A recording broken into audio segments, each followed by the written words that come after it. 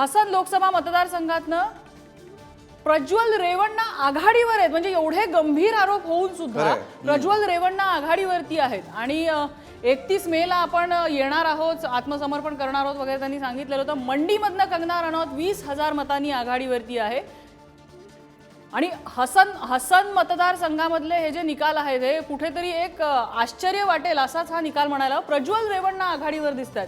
अतिशय गंभीर आरोप झाले होते। त्यानंतर प्रज्वल रेवण्णा परदेशामध्ये पळून गेला होता, नोटीस निघाली होती त्यांच्या विरोधात आणि खूप टीका सुद्धा भाजपवरती झालेली होती आणि त्याचा फरक कर्नाटकामध्ये पडेल असं म्हटलं जात होतं।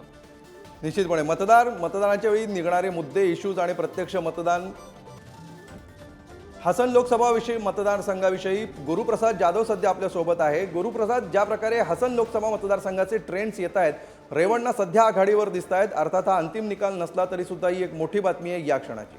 अर्थात हा अंतिम निकाल नसला तरी सुद्धा या क्षणाला मोठी अपडेट म्हणून याकडे बघावं लागेल, कारण प्रज्वल रेवण्णा हे हसन लोकसभा मतदारसंघामधून आघाडीवर आहेत। आपल्याला माहिती आहे या सगळ्या प्रकरणानंतर आतापर्यंत ते 6 जून पर्यंत पोलीस कस्टडीमध्ये आहेत आणि आता हा त्यांच्या बाजूने निकाल येतोय आणि सध्या तरी ते कर्नाटकमधल्या हसन लोकसभा मतदारसंघामधनं आपल्याला आघाडीवरती दिसत आहेत।